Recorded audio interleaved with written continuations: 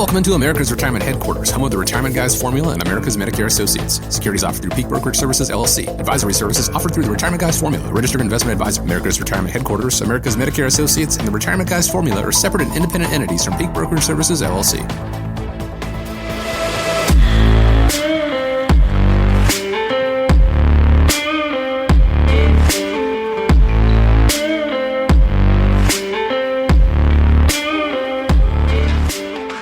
I want to welcome you into and thank you so much for joining us here on America's Retirement Headquarters, home of the Retirement Guys Formula, America's Medicare Associates, and Retirement Tax Partners. 419-794-3030 is the phone number. It's 419-794-3030. You can find out more about America's Retirement Headquarters. Set up a time to speak with them at ARHQ.com. My name is Chris Swan. Today on the show, how can tax planning now pay off later? How retirement is different today than for your grandparents, and steps to take if you find yourself in an unexpected retirement. All this and more, but before we dive into it, let me check in with the one and only Mr. Nolan Baker. Nolan, glad to be with you once again. How are you, sir? Just enjoying the beautiful day. If you're listening to the show here in Toledo and you're out and about this afternoon, you haven't been by the headquarter building yet.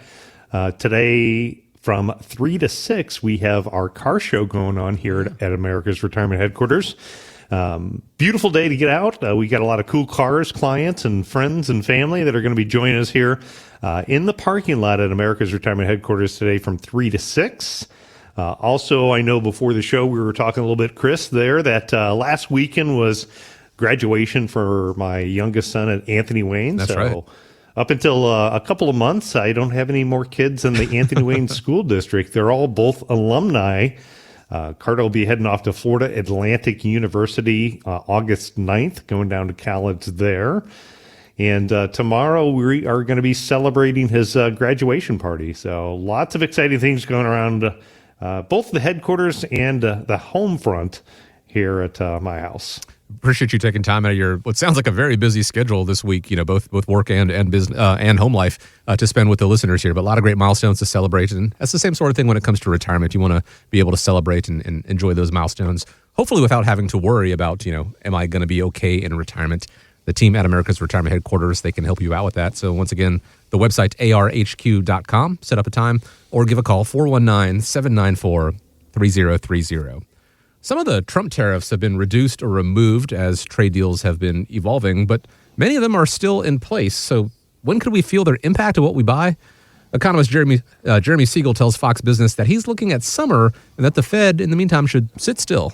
I don't think we're going to be seeing the effects of this tariff until maybe June or July. This is tariff-induced inflation. Long-term inflation rate indicators are not going up, and the Fed should not be reacting against a supply shock. It should be reacting against a demand shock, and we're not getting a demand shock either from the tariffs or the fiscal policy or money supply growth. Investors, and as a result, Wall Street has been so reactive to information like this. If you jumped out of the market in April out of fear of the tariffs, you might be kicking yourself. You might regret it today.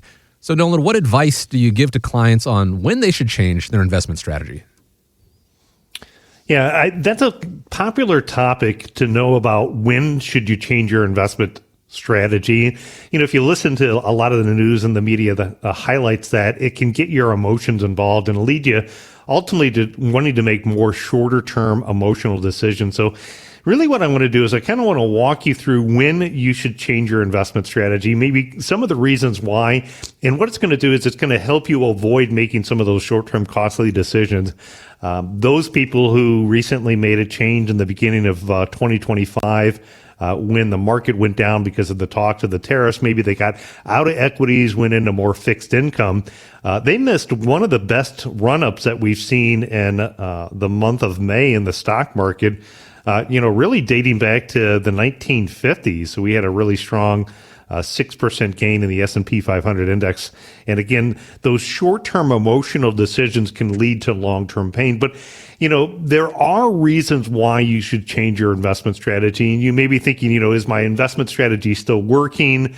Are you sticking with a plan that's no longer designed to accomplish where you're at in life? In this segment, again, we're going to walk you through 4 smart ideas to know on when to change those investment strategies. It's really going to be designed to help protect you, again, help you remove the emotions of investing, to focus on staying on track and avoid that short-term noise. So number one, what you want to look at is major life changes. Here at America's Retirement Headquarters, we are helping people that are transitioning in life. They have been growing their retirement dollars to get them to retirement time. And, retirement, if it's near or it's just recent, I would say is one of those life changes that happens. And what you want to do is you want to try to shift from usually what's mostly a growth-oriented strategy to a strategy that is more income-focused. You might have a portfolio that you've been putting into your 401ks for years, and you've been growing, and that's exactly what those working years were designed to do.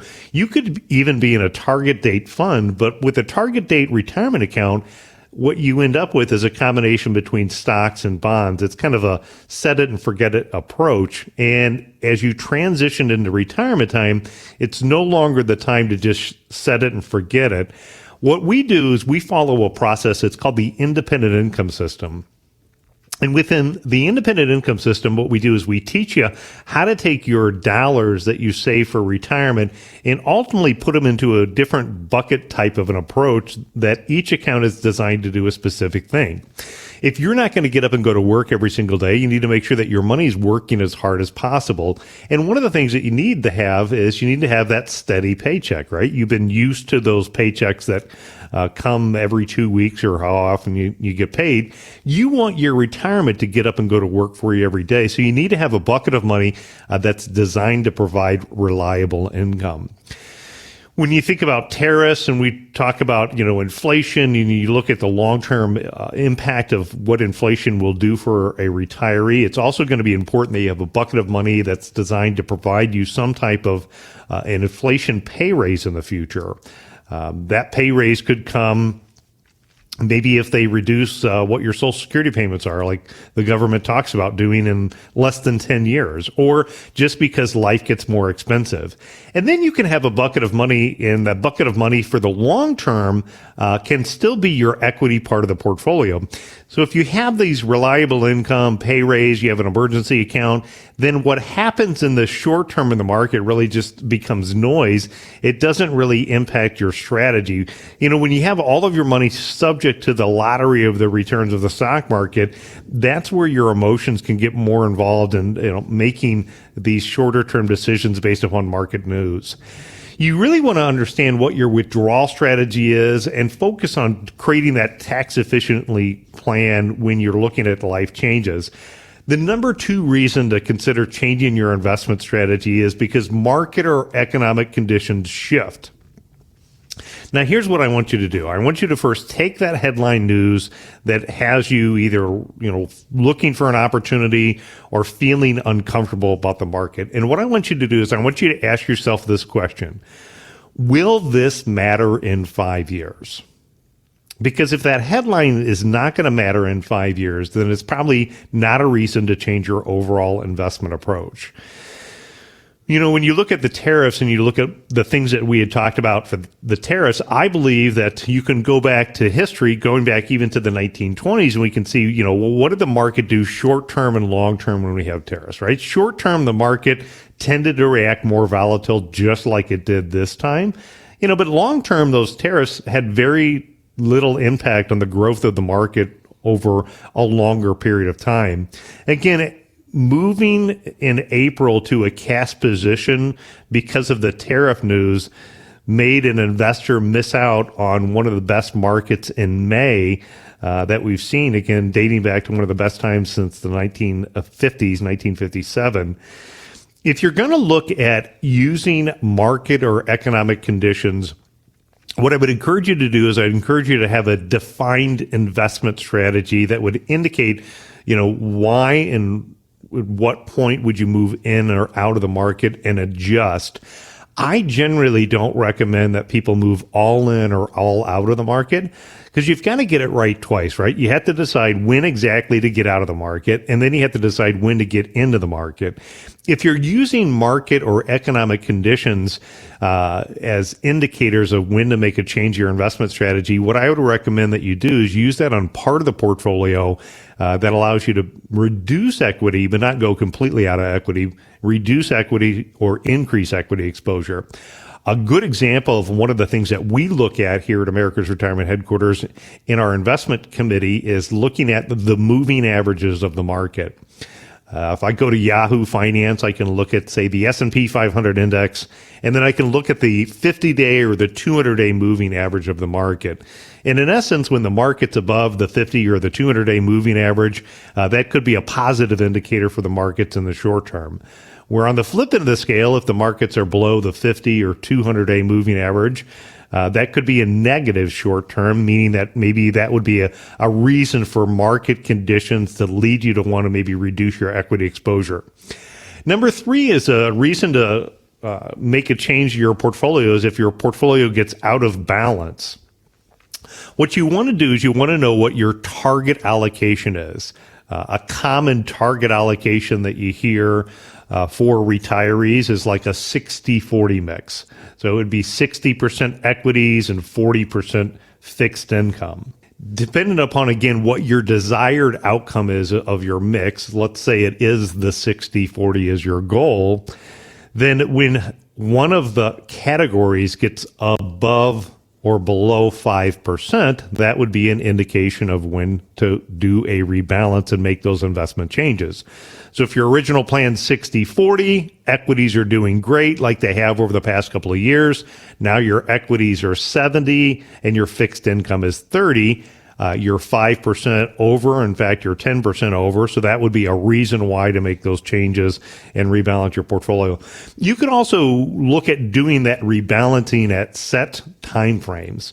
A good example is maybe every quarter you would go in and do that. We use a system called Plan Confidence where, we help give strategic advice to folks on how to allocate their 401ks. And a good thing to do is maybe look at it on a quarterly basis. You really don't need to be going in and rebalancing your portfolio on a weekly basis or a monthly basis. Again, you want to look at those predetermined points when something gets out of the norm when you would make those changes. Market short term, if the market sells off, maybe then you're out of rebalance, you would move from fixed income. And instead of worrying about the tariffs, it would have created an opportunity to say, hey, the market pulled back 15%. There's a buying opportunity based upon a predetermined point of when the market goes up or down. In our example, maybe more than 10% would be another reason why you'd want to look at taking profits when the markets have short-term run-ups and or buying on short-term dips. And the number 4 reason why you'd want to consider making a change to your portfolio is you're not meeting your long-term objectives. You want to, again, define what the outcome is. I had a great couple that just recently came in, and what I liked about their portfolio is I liked the fact that they had very strong pensions. Both of them are retired. They were blessed to work for companies that offered great pensions. And that pension is going to provide a huge foundation for them. So when we looked at their 401ks and we looked at their personal investment savings, what they had communicated to me is that they were extremely risk adverse. Most of their money was invested into fixed income like money markets, savings at the bank, and CDs. And again, depending upon where you bought your CD and what the rate is, let's just say that the rate of return is 4% on a CD. If you take 4% and then you're going to pay taxes on it, you take 25% out for taxes, now your rate of return is 3%. And then if you subtract inflation, the problem with that is if the long-term objective is to have an account that's designed to give you a pay raise, but you take 4 minus 1 for taxes, and minus another 4 for inflation, they're actually slowly losing purchasing power. There are other financial products that could give them more growth potential than what they could get in their savings or money market or CD accounts that have more growth potential and or vehicles that would give them a level of future income, regardless of the outcome of the market, without having to take that market level risk. So again, you kind of want to define what your objective is. You want to look at what your long-term investment time frame is. We use a financial planning software called Right Capital, and within Right Capital, it can take and put in all the information about a portfolio and give you an analysis about the ins and outs of the portfolio, and it'll tell you the probability of success of being able to reach their long-term objective. Your objective might be $5,000 a month of retirement income. And a thing that could impact that is based upon how you have your investments allocated. Again, if your investments are too conservative, you may not be able to keep up with purchasing power. On the flip end of the scale, if your portfolio is too aggressive and there's a near-term major market sell-off, that could have a big impact on the sequence of returns for a near-term retiree. So looking at making a change to your portfolio, if it meets those objectives, if it's not, then that would be a reason to. So again, major life changes, you're talking about market or economic conditions shift, your portfolio is out of balance, or you're not meeting your long-term objectives. Those are reasons why your investment strategy maybe isn't a set it and forget it type plan. It should be evolving with you as you evolve throughout your life. You know, whether you're nearing retirement, you just moved into retirement, you're maybe simply not hitting your goals and objectives. Those are the reasons why you'd want to take a look at making the change.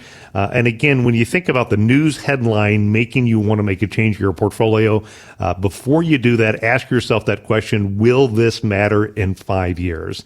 And if it's not going to matter in 5 years, it's probably not a reason to make a change to your investment strategy short term.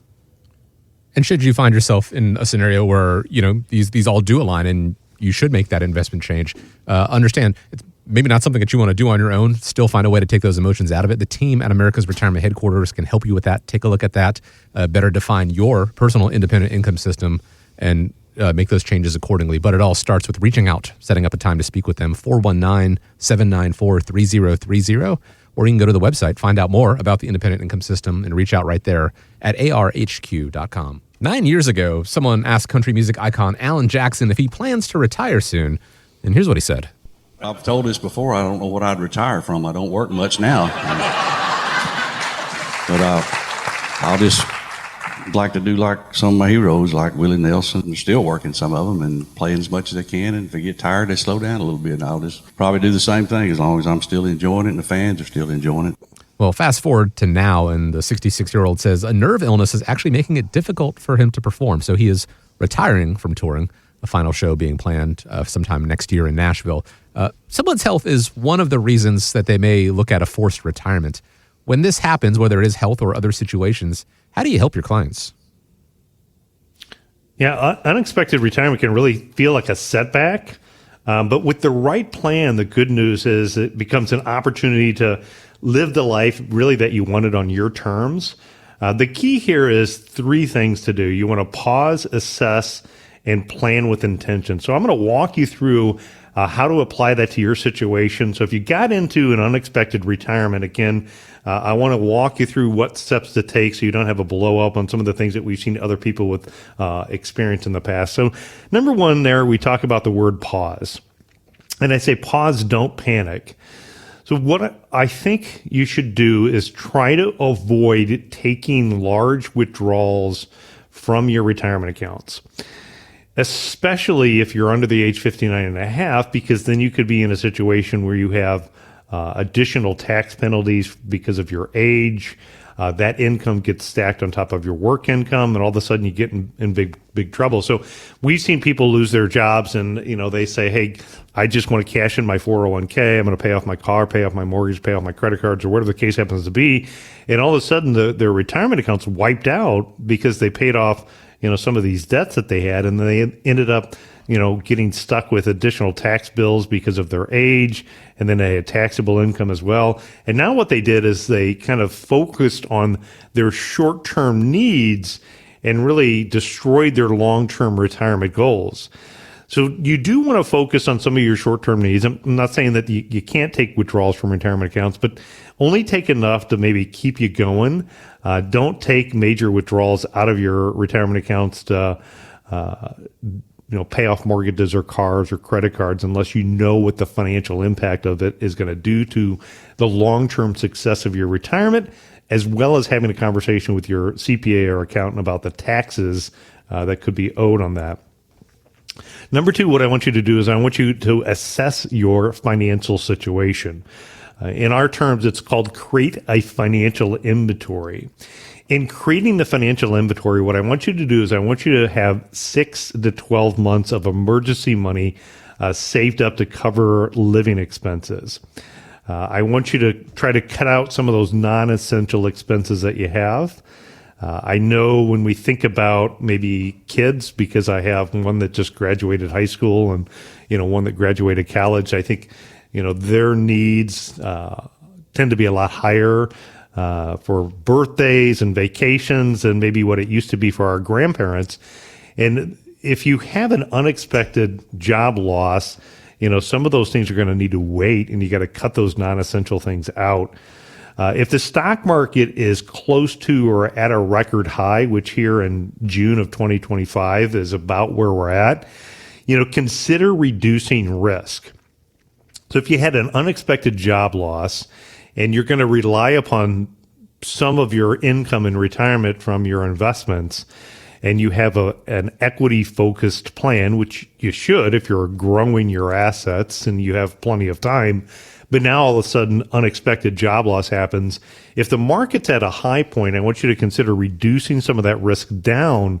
So that way, if there's a major sell-off in the market, it doesn't compound the negative impact of losing the job. And now the market's down, and now you need the money, and now you're selling at a loss.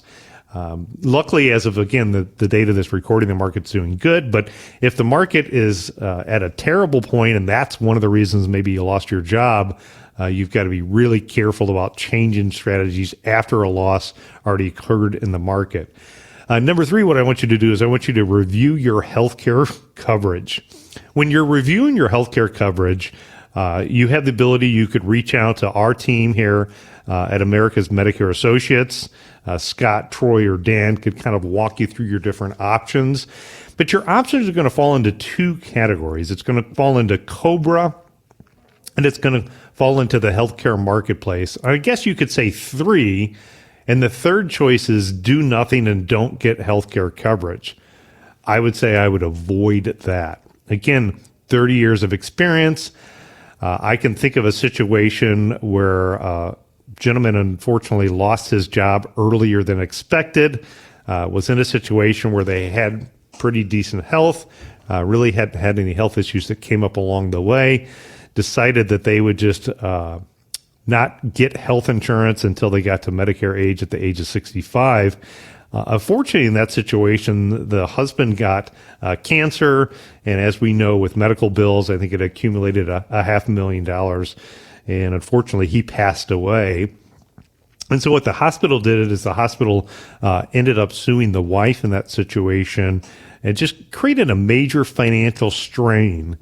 I can think about, things that you should pay for. I talked about cutting out non-essentials, but health insurance, I would consider that to be an essential item to have in retirement time.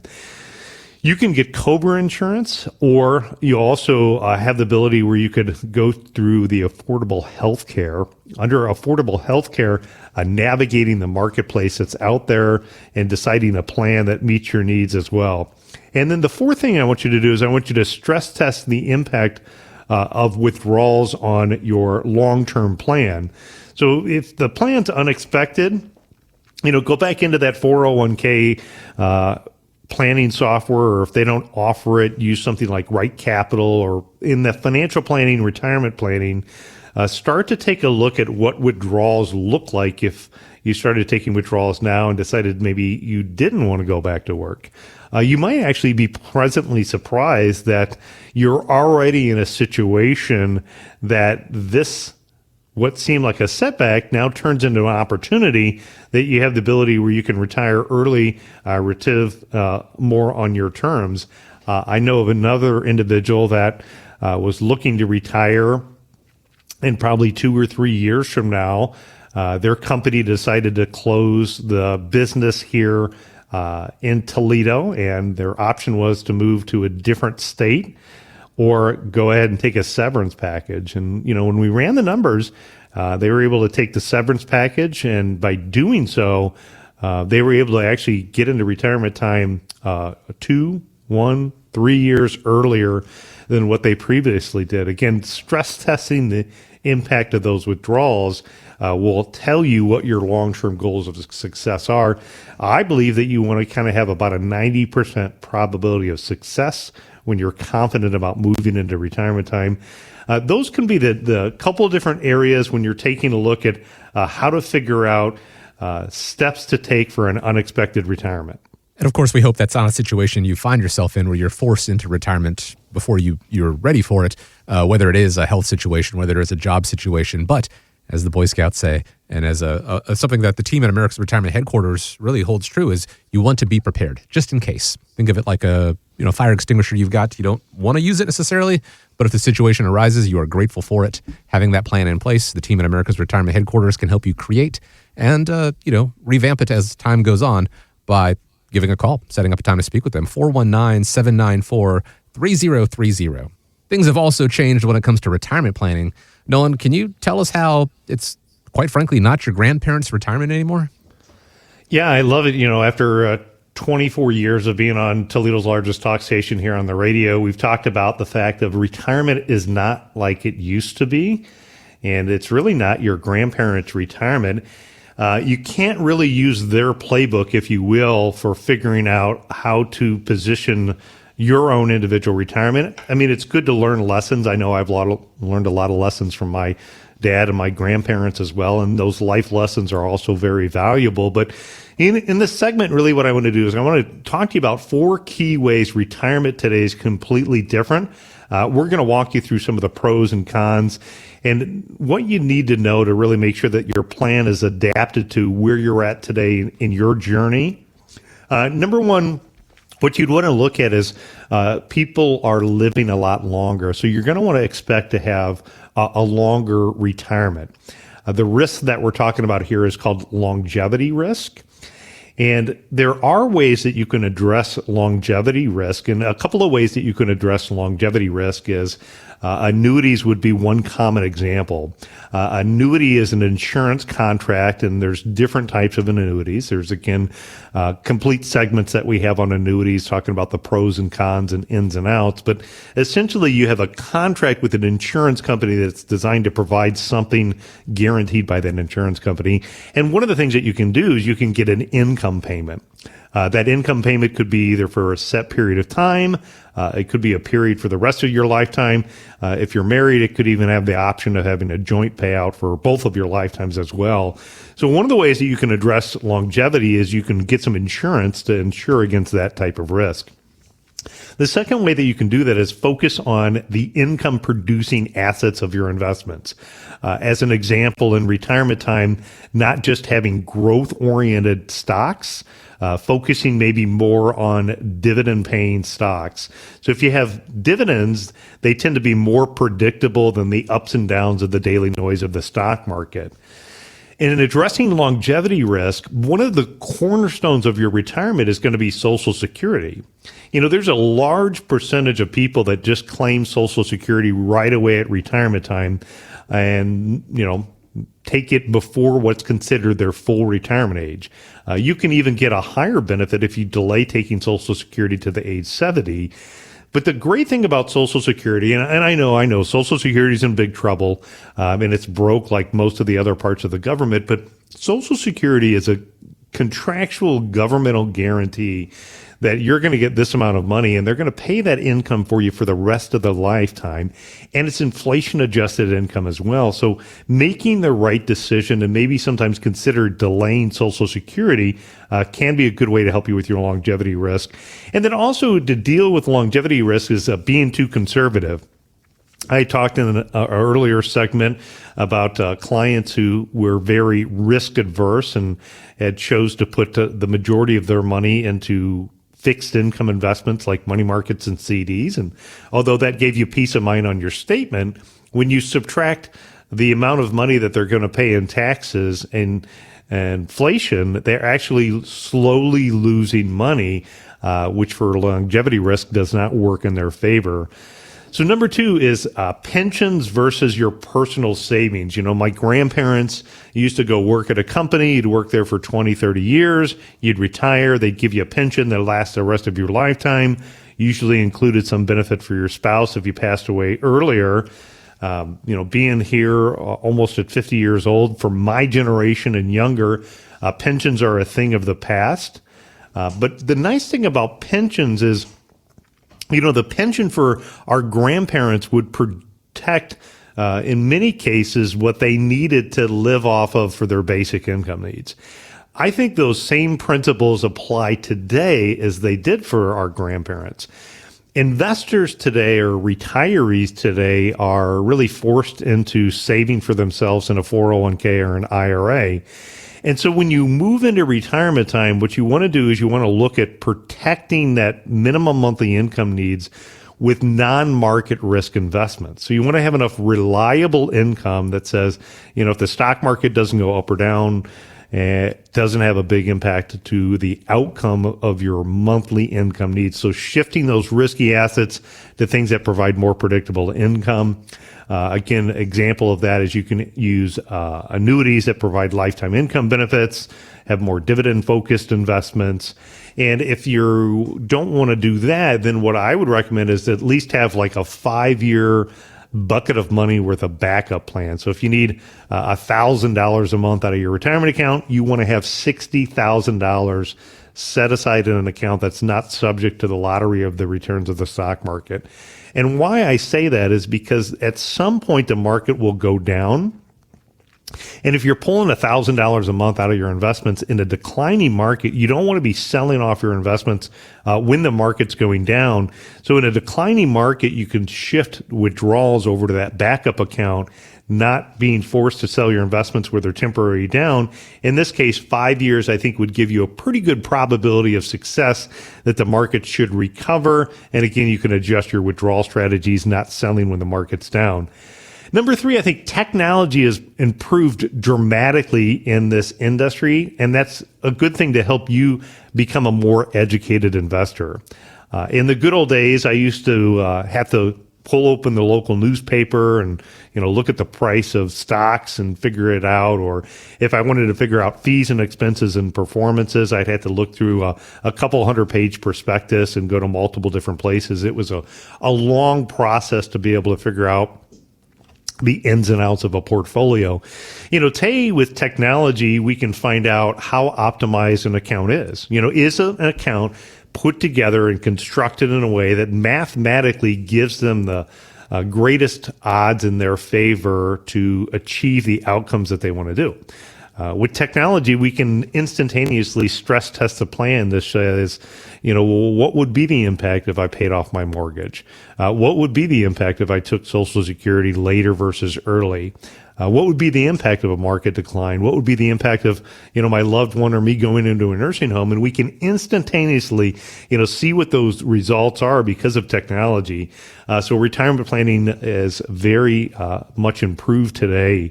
The Social Security decision, I've seen some of the stats and more people are delaying taking Social Security. And I think it's because of the fact that Social Security optimization software is out there and it's showing people that collecting Social Security early may not be their best approach on how to get the most lifetime income out of the benefits that they pulled in. I think technology has improved in a lot of the portfolio software that's out there. We use a couple of different ones, and one of the ones that I like Morningstar. When I go on to Morningstar, I can look at financial statements. I can look at, what are the insiders of the company doing with their company stock? Are they buying? Are they selling it? I can look at the analytical data, and granted, I'm a numbers nerd, but I can look at like the price to earnings ratio. I can look at the dividend yield. Investors who own mutual funds, you can look at, what are any upfront or back-end sales charges? What are the annual operating expenses of the fund? And you can get that information pretty quickly using tools like Morningstar. And then the third in that category, or the fourth, I should say, is looking at using software to do tax planning. Developing a strategy that takes, the numerous laws that you have in the form of taxation and applying it to your situation to look for ways to reduce and minimize the amount of taxes that you pay. Says technology has improved to help make you a better educated investor. The fourth thing that is a little bit different on how retirement's different than in the past is chronic illnesses. We have America's Medicare Associates here. Not only helps with people that need health insurance before 65, but also Medicare, then Advantage and Supplement, but down the road dealing with the issue of long-term care. In the past, if I go back to, say, like my grandparents' age, if you think about like a diagnosis of cancer, a heart attack, a stroke, a lot of the times those were pretty terminal illnesses that you got. Today, with the advancements that we have in the healthcare field, people are living a lot longer with those chronic illnesses. And, what comes along with those chronic illnesses is helping you maintain control and independence. It also comes with maybe a heightened risk that you might end up in some type of facility, to need long-term care. The stat that I saw is it's, less than, I think, 5% of people have long-term care insurance, and being the fact that it's, a pretty high risk that if you or a loved one needs long-term care at $4, $5, $10,000 or more per month, you want to have a plan in place that's designed to leverage your assets. Again, this is an area where I think the insurance companies of America have evolved from our grandparents. So if I go back in time to 20, 30 years ago when I got into the business, a common solution years ago was to buy traditional long-term care insurance. And there's good thing and the bad thing about traditional long-term care insurance, but the insurance companies of America have really evolved today to provide a lot of different solutions to help a couple be able to protect their assets without having to erode their retirement accounts. You could have a life insurance that allows you to accelerate your benefits if you have a critical, a chronic, a terminal illness while you're alive. It just doesn't have to be life insurance for when you pass away. The insurance companies of America have evolved with annuities that offer income riders. And, those income riders are designed really to help somebody maintain more control and independence if 10 or 15 years down the road or longer than that, they need long-term care. So there's been some evolution. And when you think about how retirement is different today, it is a lot of positives. And then you have the negatives, like so much news media in your face all the time. So if you feel like you're stuck in the past and your retirement plan is not keeping up with today, I'd love to have a conversation with you and then show you some of the different tools and resources that we use to help make sure that your retirement is staying up to date with all the latest and greatest that's offered today. It's as easy as setting up a time, reaching out, giving a call, 419-794-3030.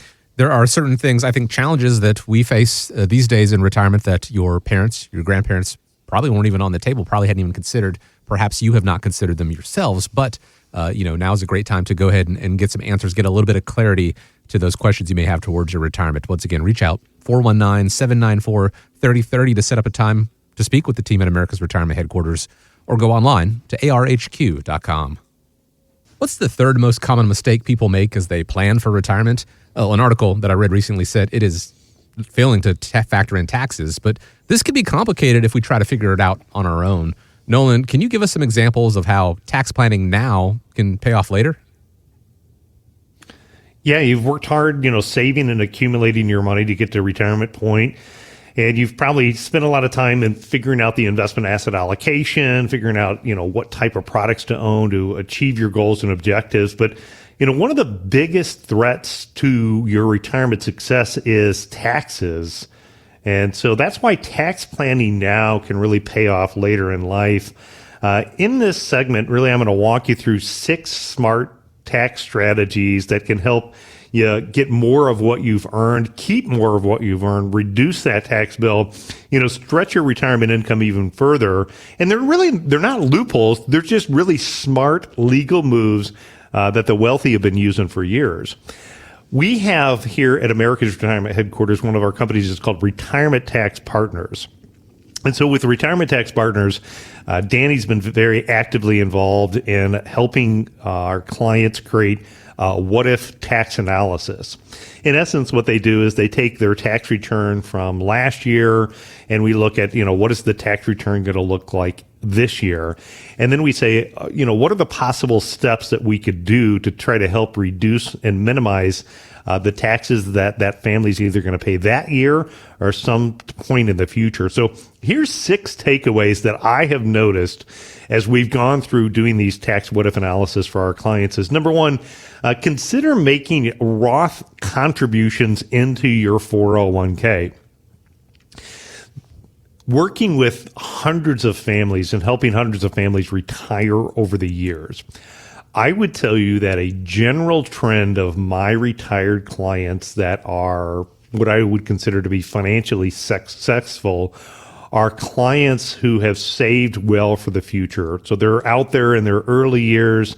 They're spending time on cruises, visiting with family, taking, destination vacations. They're doing those home improvement projects that they want to do. They're spending as much money, if not more, in retirement than when they were working. So conventional wisdom has said your tax rates will be lower in retirement time. And to me, in looking at the 30 plus years of helping families retire, if you're successful in your saving and investing, you're going to enjoy those retirement years, especially, in your earlies and 60s and 70s, that your tax rates may not be lower. So deferring taxes and putting money in a traditional IRA or 401k, a Roth IRA or a Roth 401k, may be better off. It also may be better off because what you end up doing is you're going to pay taxes on the seed, meaning that contribution that's going in. But if you follow the rules correctly with a Roth, the advantage of that is you have the ability to potentially pull that money out tax-free in retirement time. And think about the compounding effect over 10, 15, 20, 25, 30 years that the average saver or retiree, what the compound growth of that contribution could be. So you're better off paying taxes, in my opinion, oftentimes on the small balance versus waiting to pay taxes on the harvest or the large balance at the end. Now, that may not make sense if you're a high income earner right now and you think when you retire, your income is going to be significantly lower in retirement. Number 2, I have noticed a lot of people that fall into a trap called voluntary taxation. There's 3 buckets of money that you have. You have taxable, tax deferred, and tax free. So your goal is to shift money from the taxable category to the tax deferred. And that's where I would say 90% of the population stops. What I want you to do is I want you to take it the next step and try to shift as much money as possible towards the tax-free category. I'll give you a perfect example of that. We'll call her Heather. So we were looking at Heather's tax return, again, with our tax company. And what we had noticed is that Heather had a lot of dividends and interest and capital gains.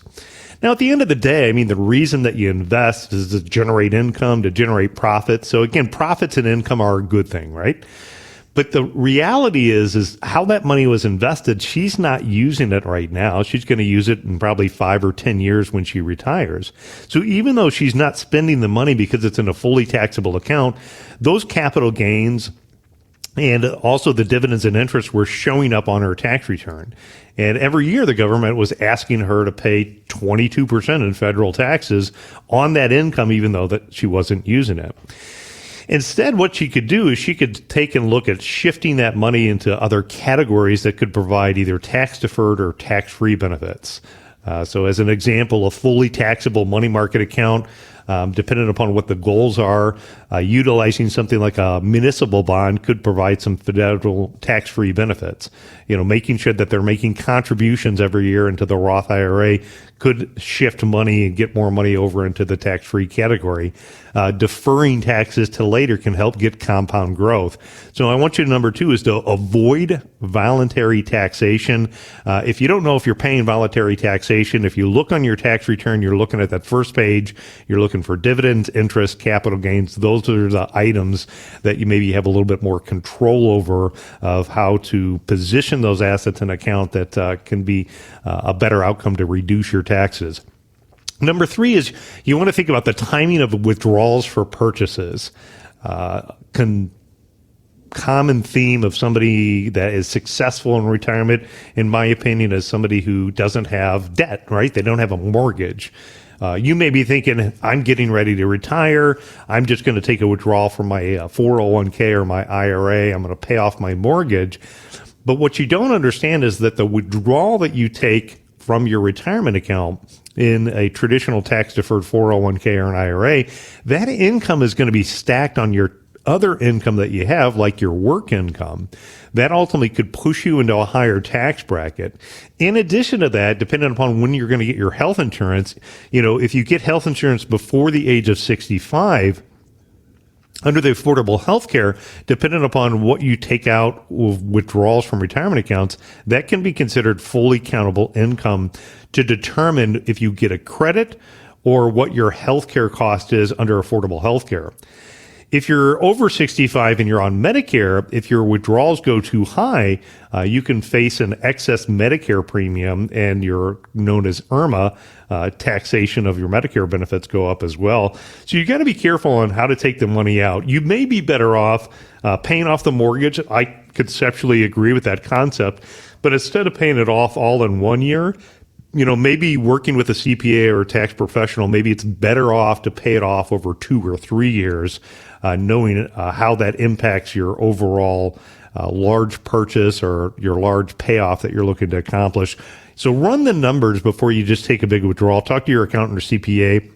Know what the impact looks like before you do that. Number 4 is looking at end of the year capital gains planning. If you have investments that are not retirement accounts, you're going to ultimately end up with having some gains that could be from buys or sells that were done throughout the end of the year. And sometimes at the end of the year, you have the ability where you could sell if you have some investments that are, quote, your losers, and use those losses to offset capital gains. And help you in a situation where you don't get surprised by having a large capital gain bill. I would recommend on your calendar every year in late November or early December, you just put it on your schedule, put it as a reoccurring activity so it happens every year. If you have a non-retirement account, to review your end of the year cost basis information and know what your realized gain loss report looks like. Number 5 is looking at charitable giving if you're over the age 70 and a half from your IRA. I think donating to your church or a charity or a cause that's important to you is fantastic. I think, that's one of the great things that Americans do. I mean, we really help support some of the causes that are important to us. And if you're giving to charity and you're over 70 and a half, you might be able to do qualified distributions directly from your IRA to the charity of your choice. So again, consider donating directly to the charity from your IRA versus taking the withdrawal from your IRA, paying taxes on it, having that money go in your checking and savings account, and then writing a check out to the charity, because then the tax bill falls on you. It could be more tax favorable if you do charitable giving directly from your IRA. And number 6 is if you plan on leaving money to your loved ones, know what your tax bracket is and know what their tax bracket is. When we were doing these what-if analysis, there was 2 people in particular that when we looked at their tax return, they had owed 0 federal income taxes, right? So on the surface, you're like, fantastic, right? Didn't pay any federal income taxes. And you talk to them a little bit. Both of these couples were financially successful. They really, besides being forced to take required distributions out of their account, probably were not going to spend through all of their money.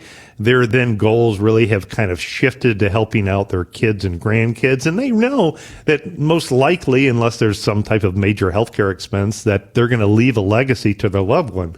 So what they could have done is they could have taken some of that money. Number one is if they had non-retirement accounts of appreciated stocks and maybe they wanted to help a child out with college, they could have looked at gifting strategies to gift some of those highly appreciated stocks to help maybe kids or grandkids pay for college.